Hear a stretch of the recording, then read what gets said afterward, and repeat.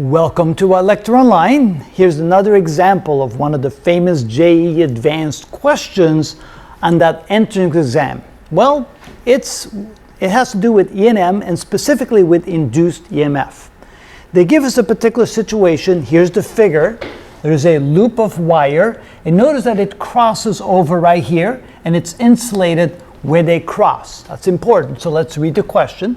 We have a circular insulated copper wire loop which is twisted to form two loops. We have a loop we twisted, and now we have two loops such that the area of the small one is A and the area of the big one is 2A. At the point of crossing, the wires are insulated, so there's no cross connection there. The loops lie in the plane of the paper, and a magnetic field indicated by the crosses here. So let me go ahead and put that down. So the B field, as we call it, the magnetic field, is directed into the board. That's why we see crosses.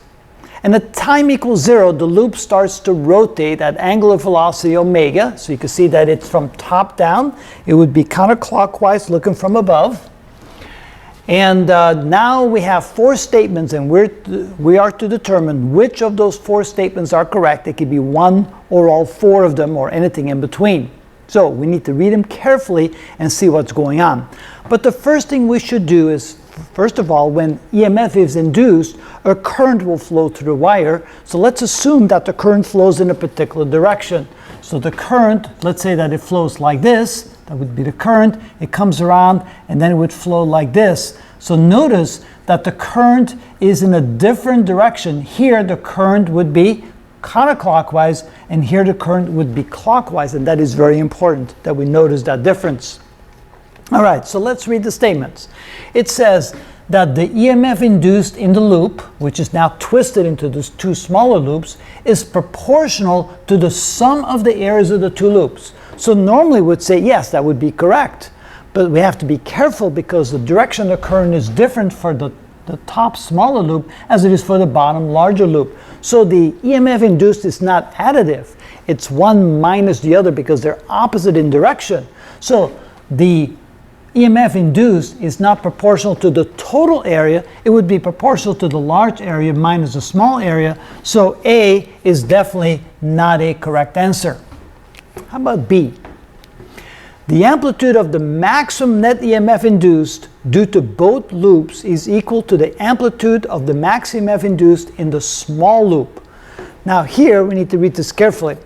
The amplitude of the maximum net EMF induced due to both loops, so the maximum EMF induced, is equal to the amplitude of the max EMF induced in the small loop alone. Well, that makes sense because if you take the area of the big loop and subtract the area from the small loop, you get the area of the small loop. And since the current is in opposite directions, that means that the EMF induced here will be in one direction, there will be in the other direction. You subtract the one from the other, and so the net EMF induced is equal to the EMF induced of the small loop, and therefore B would be correct. So now for number 3, or for answer C. Now this is a very special, you have to be very careful here, because we know that the net EMF induced is going to be proportional to some sine or cosine function of omega t. That is absolutely correct. However, is it the sine function or is it a cosine function? And that's what becomes important. So now we need to go look at the original condition. At time equals 0, this is the exact situation. Now remember the difference between the cosine and the sine. If we draw the cosine, it starts at the maximum value and goes like this. So this is the cosine of omega t. When t is equal to 0, you have a maximum value. But with the sine starts like this. So this is the sine of omega t. And notice when t equals 0, you have 0 EMF.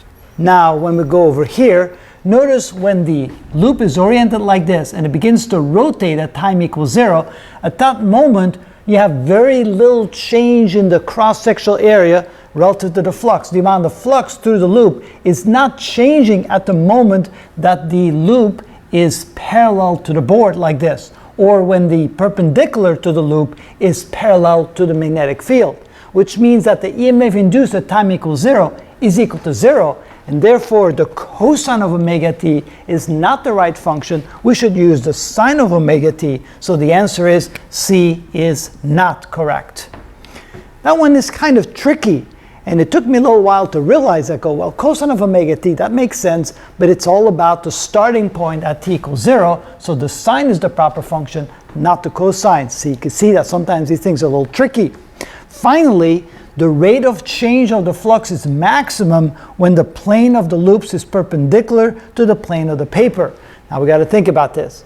So we have the plane of the paper, we have the plane of the loops being perpendicular. So for the plane of the loop to be perpendicular, the loop will have to turn through a 90-degree angle. So the whole loop, let me take a piece of paper like this. So we take the paper like this and we turn it 90 degrees. Now the plane of the loop is perpendicular to the plane of the paper or the board. At that moment, when it's like this, any small movement of that loop will have the maximum change in the flux through the loop.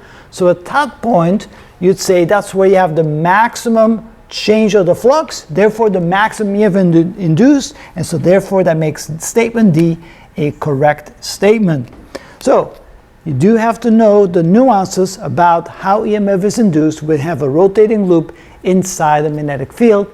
They make it a little bit more challenging by giving us an initial conditions how it starts, and by having the loop twisted so that the EMF induced by one loop is opposite in sign to the EMF induced by the other loop. But the answers are A is wrong, B is correct, C is wrong, and D is correct in this particular case, and that is how it's done. Tricky.